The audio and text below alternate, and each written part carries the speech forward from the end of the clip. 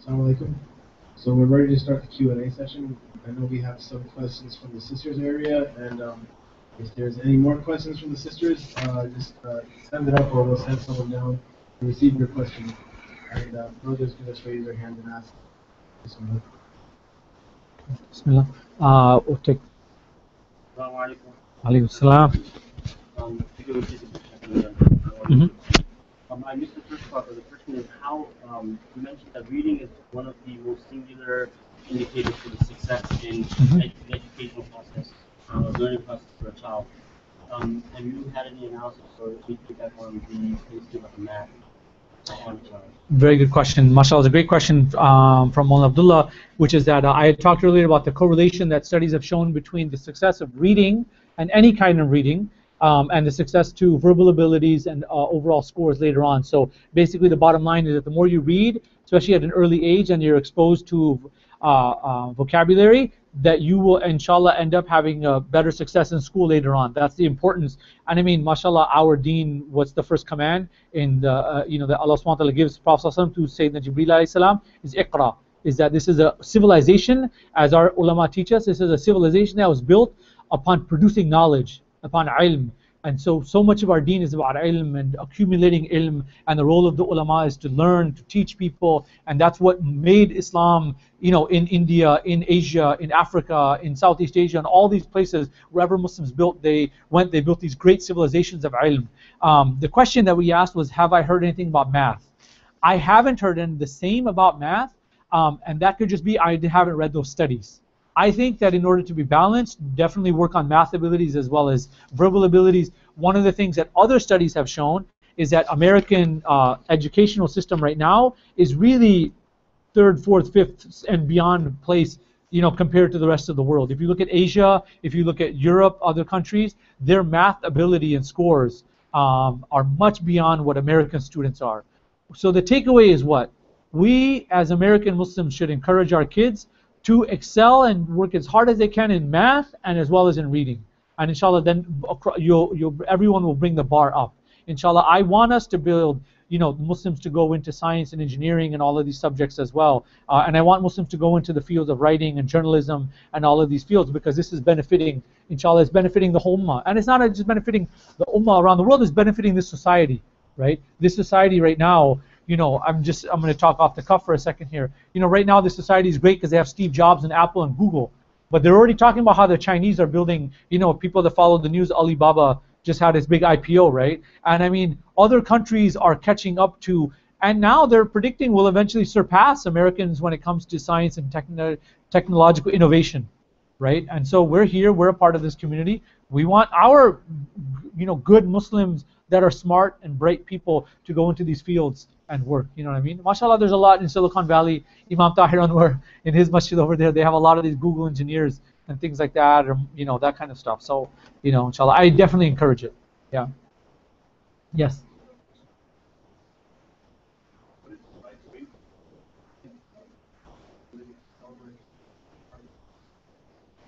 Okay. That's an interesting question. I can give you, I'll say that there's a fiqh answer, and I'm not a faqih, so we ask the fuqaha, we ask Mufti Saab, we ask other teachers here for the fiqh opinion on it. And they're the ulama, we give that responsibility to them. From my perspective, sure, the question, I'm sorry, was, what's the right way to deal with American culture as it's related to celebrating kids' birthdays and gifts and giving gifts back and returning gifts, etc.? I speak only as what I'm transmitting to you guys, so I don't give a legal opinion or anything on this. I just want that to be very clear. I think I'm aware with what the fiqh answer is going to be on this. What I'll offer is a sociological perspective, which is that there are different holidays in America, and very few of these are even religious holidays anymore. They're now cultural holidays, right? So when it comes to what some people would say the urf, the cultural customs of a community, of the people here. Here people give gifts. Some people will give gifts to your kids, and some people have said, because of the urf of this culture, people give you gifts, it's nice to reciprocate. They give you something, you give it back to them, right? I think one way of looking at it is ultimately we are in charge of our niyyah, right? If we're doing birthday parties because everyone else is doing birthday parties, okay, then there's a problem with that, right? According to some scholarly opinion. But if someone is giving you a gift and you say, I'm returning it, right? You return goodness with goodness, right?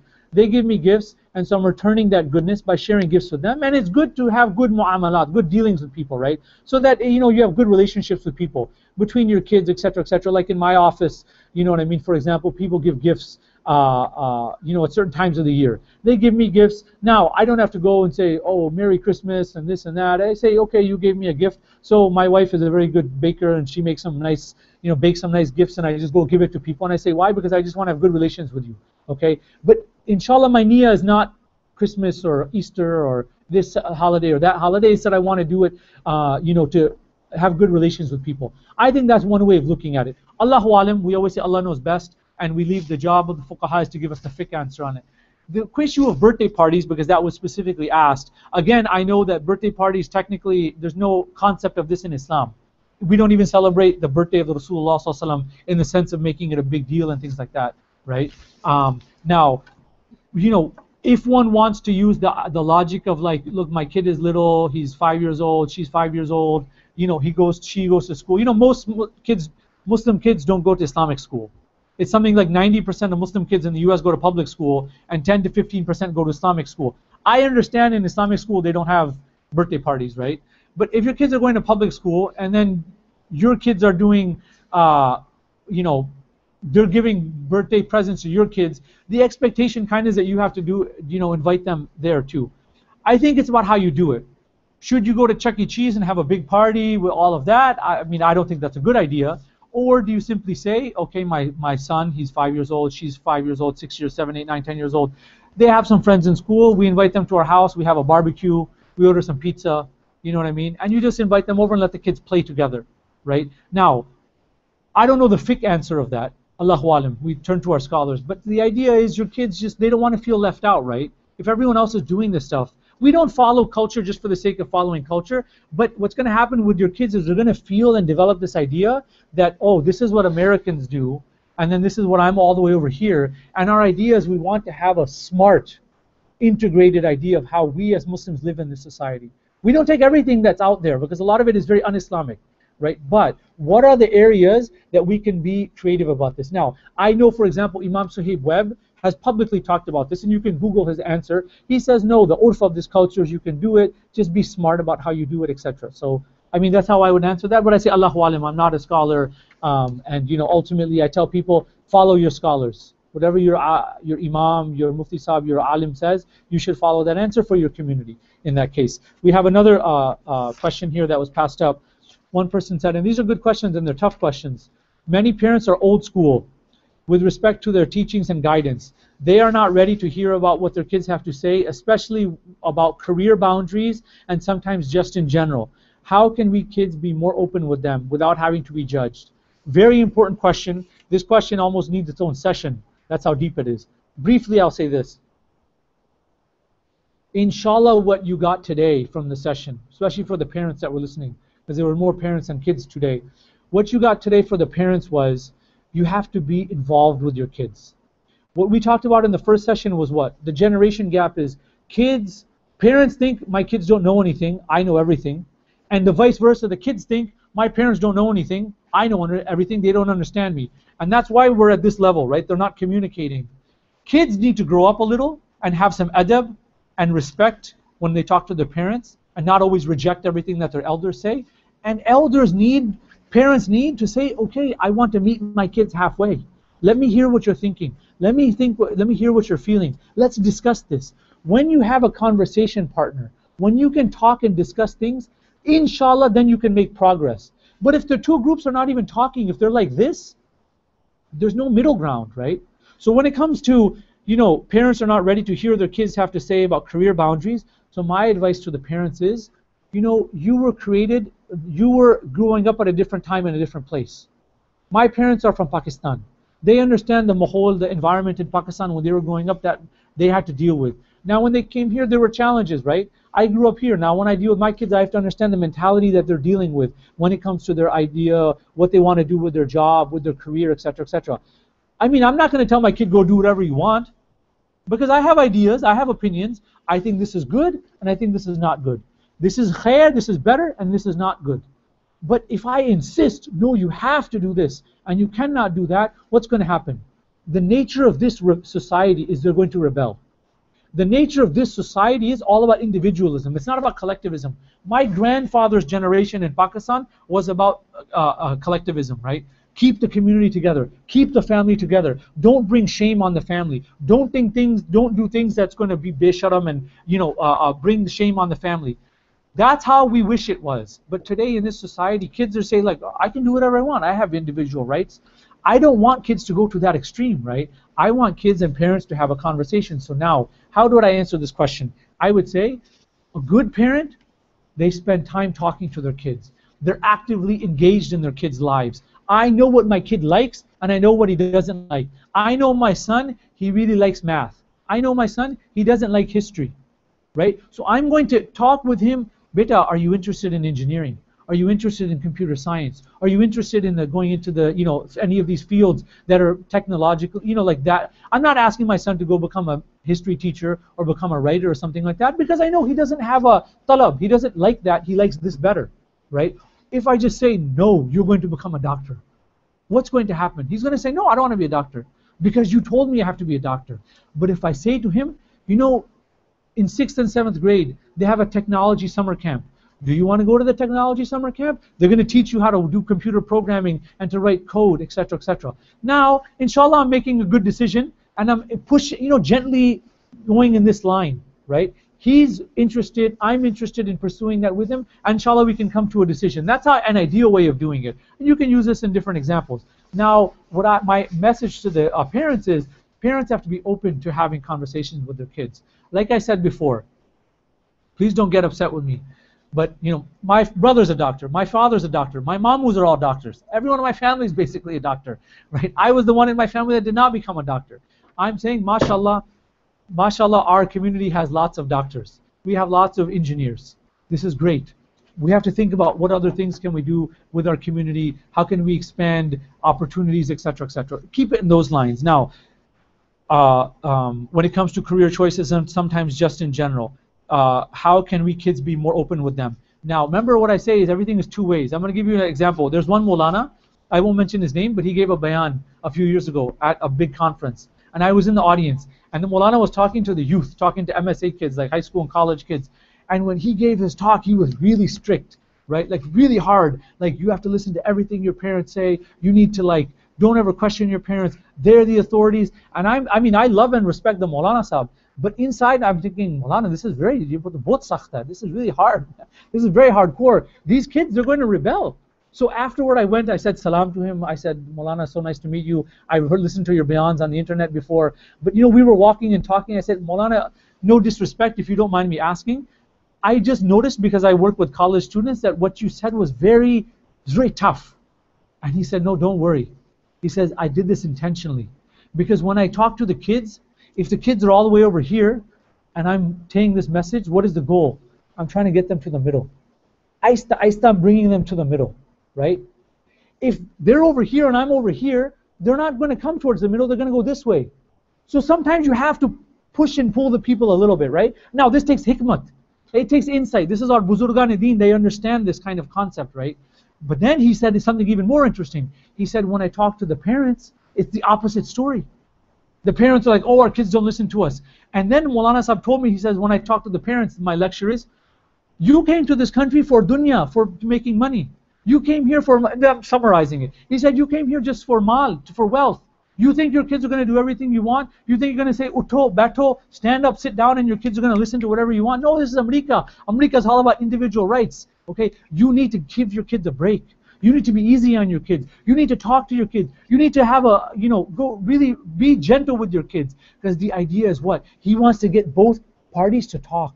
He wants both of them to meet. That's the point that I'm getting at is when both sides need to be willing to come to the middle and to compromise, right? How can we kids be more open with them? Be open with them. Talk to your parents. If high school kids, college kids are like, oh, my parents don't understand. They don't understand my life. And you're just complaining about things, that's not fair. It's not fair because you're not giving your parents a chance. You say, oh, my father, my mother, they're from the Pind. They're from back home. They don't understand my life. They don't understand what it's like to live in Jersey, what it's like to live in New York. You know, that's not fair. You're judging them. You don't want them to judge you.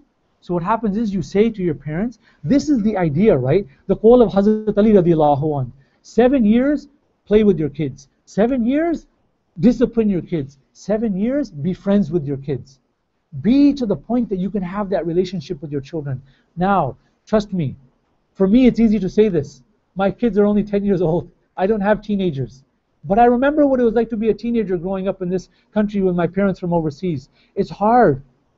This dunya is hard. Parenting is hard. Allah Ta'ala said, gave a amana to us, gave us children. None of us are perfect parents. I was reading the story of Nida-Ul-Islam. Right? It's in this book right here. I mean, what a story. A Payghambar, a Nabi, like the maqam of Hazrat Nida-Ul-Islam. 950 years he's doing dawah and tabligh. And his own son doesn't listen to him. There's no such thing as the perfect child. Right? And the idea is that we need to do our best with our children, you know, make them listen. Children, you need to grow up. This is a society, and inshallah, I mean, if there's more questions, we can take more questions. The last thing I'll say about this, this is a society that, to use the word that you learn in social psych, has infantilized children. You have 25-year-olds that are acting like 15-year-olds. You're 25 years old, you need to be a man or a woman. You need to act like a man or a woman. You need to grow up. If you're 15 years old, don't act like a 10-year-old. You need to be mature. You need to, when someone criticizes you, you don't go home and start crying. Someone gives you good advice and nasiha, even if it rubs you a little wrong, you need to be understanding that when your parents give you nasiha, they love you, they care for you. Right? It's the same way, right? They use the example that when you go to the doctor's maqsad is not to hurt you. He doesn't want to cause you harm. But the doctor says, look, I need to fix this. And to fix it, I'm going to have to straighten out the bones a little bit. I'm going to have to give you an injection. Your parents, everything they do is out of love for you.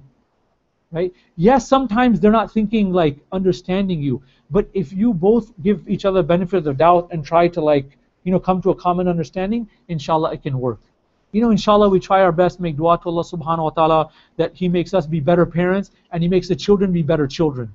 Right? Because now I don't put all the blame on the parents. A lot of the consequences with children as well. Children are ziddi, they say, right? They're stubborn, they don't listen. Parents try to give them nasihat, try to advise them, and kids are like, no, you don't understand me, you don't, etc., understand my life. I think I've said enough, but basically we need to come to a middle ground and a balance. Now, question. As a parent, how do you raise your children when a spouse follows one point of view in Islam and the other spouse follows a different point of view, i.e. fiqh or a modern approach to Islamic issues like dressing or even difference of praying? Both think they are religiously right. Okay, so how do you raise your kids when a spouse follows one point of view? Now this is very challenging. An ideal answer to this question is the parents then need to have a conversation. Kids are going to see if there's a problem, there's a difference of opinion between the parents. Kids are smart. They're going to say, oh, I can go to this parent. They're easier than that one. I can go and I can go have this kind of relationship and use that to leverage this, and that's going to cause fitna in the household.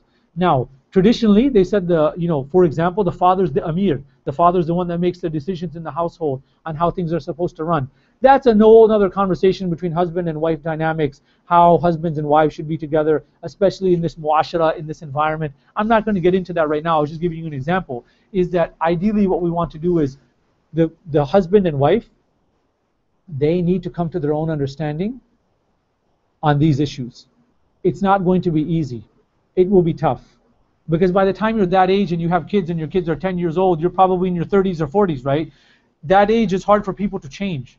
But then what you do is you both should study the deen. You should go to ulama ikram and learn the deen from them, ask questions from them, or even get one of them to act as a mediator and you work out these issues. Not everybody changes, right? Some people change fast, some people take a long time to change. One strategy I can give you is this.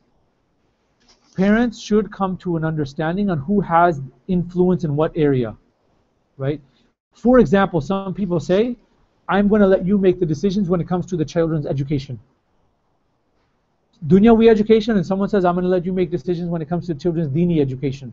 You're responsible for teaching them Quran, making sure they get Quran from a good teacher. You're responsible to make sure that they learn how to pray. They learn the Kitabut Salah, Kitabut Tahara, and all of these kinds of things. You're responsible that they have exposure to good durus. And I'm responsible, for example, that their other needs are being met. Okay, I'll go to the parent-teacher conferences at school. I'll go to look at, go over their class schedule with them and that kind of stuff. That's one way of breaking it down to different groups. Inshallah, ideally you're on the same wavelength. When it comes to issues like dress, now this is very complicated, right? It's very complicated because someone says this is okay, someone says no, that's not okay. That's what I mean. The husband and wife need to come to an understanding on what they agree upon. Inshallah, we hope and pray that it's upon Quran and Sunnah and it's on the right way. It's an ideal situation. Some people are not there yet, right? Come to an understanding, and then you have to have a united front, they say, when you talk to the kids. Also to the kids, you shouldn't be looking for chances to leverage, if you understand what I'm saying, to play one off of each other. Because now that creates fitna with everybody. The husband is mad at the wife, who's mad at the son or daughter, who's mad at the husband and the father, and it goes back and forth, and then you just have fitna in your household. Right? This is a very good question. I'm sorry if I can't give you a good answer for it. This is very complicated kind of things. Generally, what I would say, this is case by case. Right? You sit down with a counselor, you sit down with an elder, and you explain the situation, and you let them go through it. Another question. How does one parent get their children to follow Islamic values when the other parent or spouse doesn't reinforce those Islamic values? That is very, very good question, and we see that a lot. That, I think, is connected to the answer I just gave. Both people need to come to an understanding, and we say, what are the basic common Islamic values we agree upon? Right? We don't want to be doing ghibah. We don't want to be doing namima. We don't want to be cheating and lying. We don't want to be teaching our children to hurt other people, right? To say bad things, to do bad things to other people. We want to teach our children about the concept of haya. Okay, fine, now you can disagree. What is haya? Is haya just from inside, or is haya from outside? The parents need to work it out. They need to come to an understanding about these kinds of things, about what is good akhlaq, good character. Then we teach the children, look, our job is to try to teach you the akhlaq to the best way. We're human beings. Right? This is that beautiful hadith of Rasul Akram Sallallahu Alaihi Wasallam. All of Bani Adam are sinners, and the best of them are make tawbah. So we say, look, we're not perfect. Being a parent is very hard, because they're going to look at you as a role model, whether you like it or not, whether you are aware or not. When you're doing really good at your good times, they're going to see you, and when you're doing really low and you're having a tough day, a bad day, they're going to see you as well. That's why being a parent is such a big amana. You always have to the best of your ability, do your best job with your children, put the best foot forward. It's not easy. I mean, I wish I could say that it was you do X, Y, and Z and the problem is solved. But the parents need to understand and talk with the kids that we're trying our best. And kids need to understand that parents are trying their best. Inshallah, they're trying their best. Right? One example I can give you, just because it came into my head, is this. If you can try, the parents should not argue in front of each other. If you're arguing in front of each other, in front of the kids, it's a very bad example, even if they're little or even if they're older. Because then the kids see that my parents don't even have good akhlaq. They argue, they yell, they scream, they disagree about things, etc., etc. And what does that teach the child? That there's just conflict. Conflict is a natural part of relationships. Well, some conflict is natural, right? But don't argue and do these things in front of your kids. It sets a very bad example. If you need to, they go privately, and the husband and wife, mother and father, argue and discuss it. And then when they come in front of the children, inshallah, try to the best of your ability to have one message. Kids want one consistent message. They don't want hear this message and then hear this message. Because what happens then, kids will always go with the easier way, and then they'll like the easier one better, and they'll have bad feelings towards the harder one. The parent that they think is being too tough on them. And that puts something in their heart, right? And then they'll say, oh, I like this one, I love this one, I respect this one more, I don't like that one, I don't respect that one, I don't want to listen to that one anymore. So parents should try to do these things privately. The other thing is that sometimes it's better for one parent to give the nasiha, right? For example, if one person is really upset, the other parent should say, look, I'll take care of this. Let me talk to them. You don't talk to them. If you talk to them, it's only going to make it worse. Okay, you go cool down or just relax or something like that. That works if both of the parents are on the same message. For example, the father is very upset that the son did this or the daughter did this. The father is very upset. He says, how many times did I tell you? 100 times, 1,000 times I told you, do this or don't do this. Right? Now, the mother sees that trouble is about to happen. There's gonna have, there's a smackdown is coming, as they say, right? The mother sees that, is very, fearful, because this is going to cause fitna in the house. So what, for example, the mother can say, why don't you go? Let me handle it. You don't talk to him or her. Let me talk to him or her. Then what happens is, you literally, this is the hadith of the Prophet as we understand it. If you're in ghussa, you're so mad, you're standing down, you should sit down. If you're sitting down, you should lie down. Or you should go make wudu. What is the point? You disengage from the situation. You walk away. Go away. Then the mother says, Beta, listen. Did you see how upset your father is? Do you see what you did caused him, what made him so upset? Like, let's talk about what just happened and why that is. Now, the mother is getting the same message across so that they understand what happened.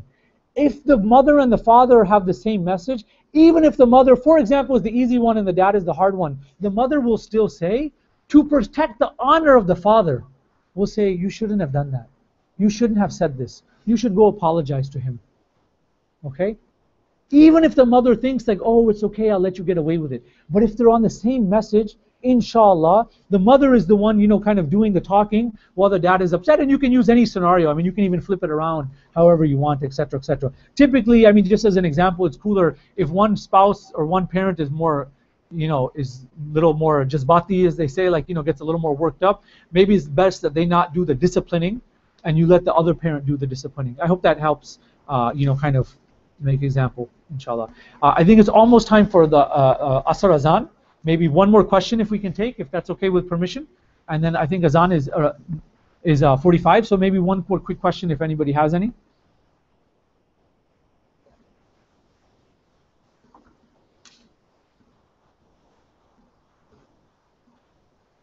Okay, Jazakumullah khair. May Allah subhanahu wa ta'ala reward this community. May Allah reward the organizers. May Allah reward Mufti Saab. May Allah reward the president of the masjid. May Allah reward all of you.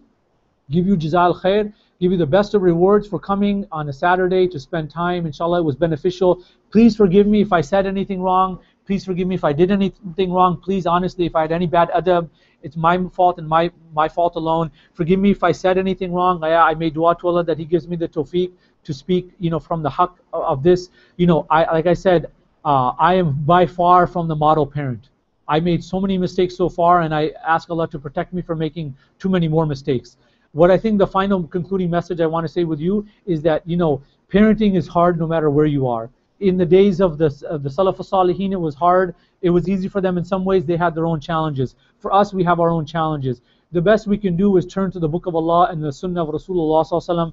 Just always be making dua to Allah. Ya Allah, make me a good parent. Ya Allah, make me a good child. Ya Allah, make me a good husband or mother or father or brother or sister, and these things, and put muhabba, between our families. Because like I said, we end it with the way that we have been taught, which is the number one thing to save our deen, save our iman, save our Islam in this time right now, is we have to have strong families. Strong husband and wife, strong children and parents and mothers and fathers and extended families. Make dua to Allah subhanahu wa ta'ala to protect us and give us tawfiq and taysir and afiyah in all of our affairs. Ameen ya Rabbal Alameen. Jazakumullah khair. Assalamu alaikum.